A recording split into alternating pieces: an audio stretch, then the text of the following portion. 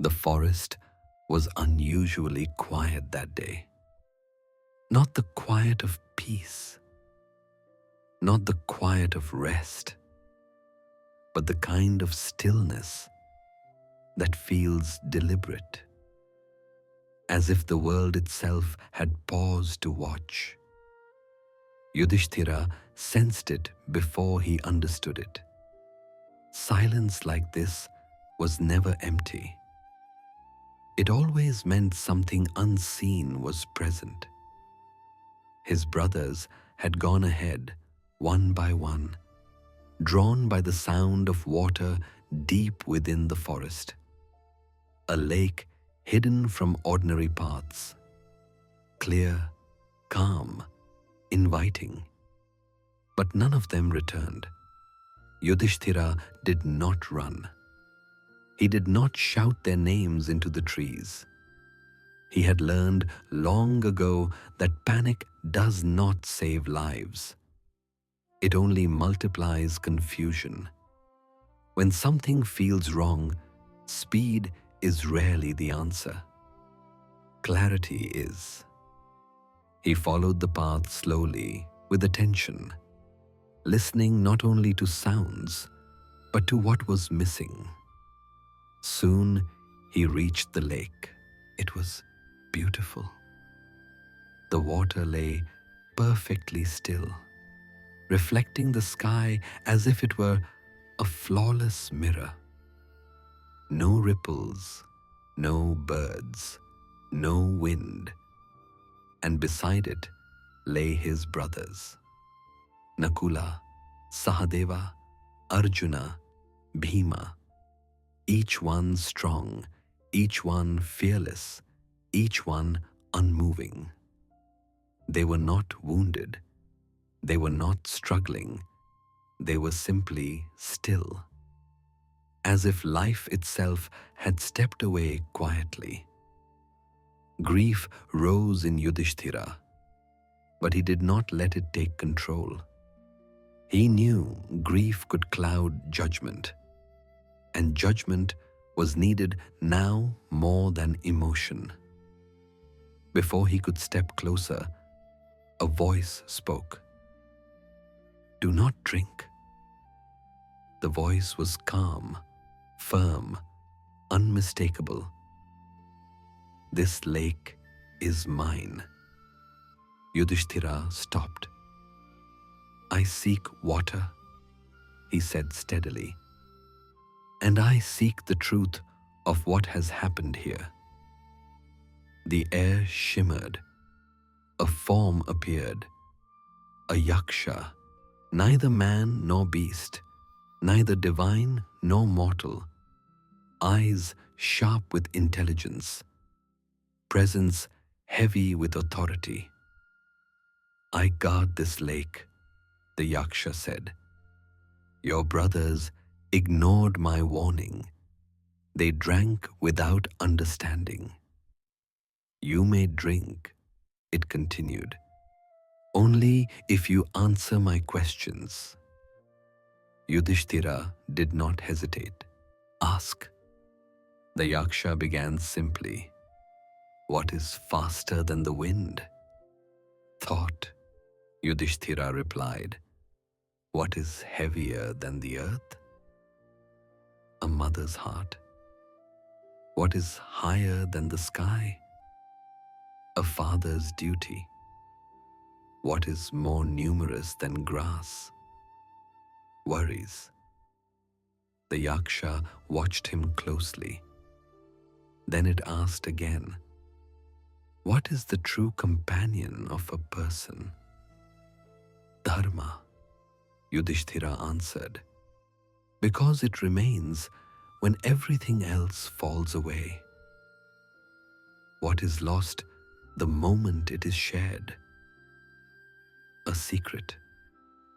"What grows the more you take from it?" "Knowledge." The Yaksha walked slowly around the lake, each step deliberate, each question heavier than the last. "What is the sign of a wise person?" it asked. One who speaks when needed, Yudhishthira said, and remains silent when words would cause harm. What destroys friendship? Greed. What destroys peace? Desire without restraint.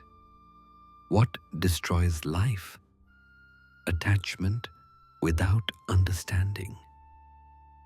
The forest felt denser now, as if every tree were listening. Then the Yaksha stopped.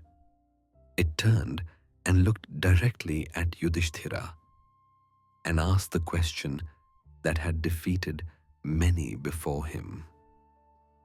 What is the greatest wonder in this world? Yudhishthira did not answer immediately. He looked at his fallen brothers, at the stillness of the lake, at the vast sky above.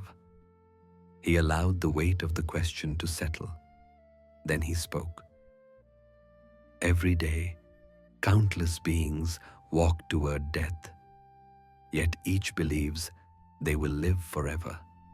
That is the greatest wonder. The Yaksha fell silent. The air itself seemed to pause.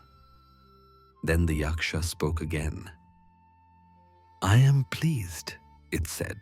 You may choose one brother to live. Only one. The weight of that choice was heavier than any question. Yudhishthira closed his eyes briefly.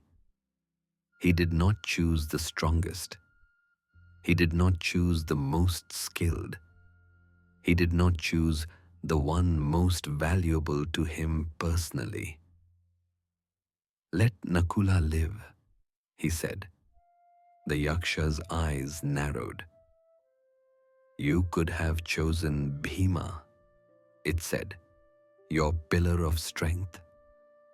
Or Arjuna, it continued, your greatest warrior. Why Nakula? Yudhishthira answered calmly. My father had 2 wives. If only one son of Madri lives, balance is broken. Let justice stand whole. The Yaksha studied him for a long moment. Then the form dissolved, and in its place stood Dharma itself, the embodiment of righteousness, the unseen order behind moral law. Yudhishthira, Dharma said, you chose truth over attachment. You chose justice over advantage. You chose wisdom over survival. One by one, his brothers stirred. Breathing returned. Life returned. The forest seemed to exhale. Before leaving, Dharma spoke once more. Remember this, he said. Strength does not save lives. Power does not save lives. Weapons do not save lives. Understanding does.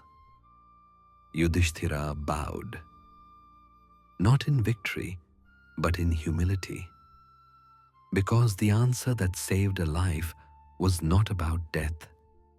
It was about how to live. And that question still remains. What do you choose when wisdom costs comfort? What do you protect when fairness demands sacrifice? If strength were useless, what would guide you? If death were listening, what would you say truly matters? Wisdom is not knowing many answers. It is knowing which answer matters when everything is at stake.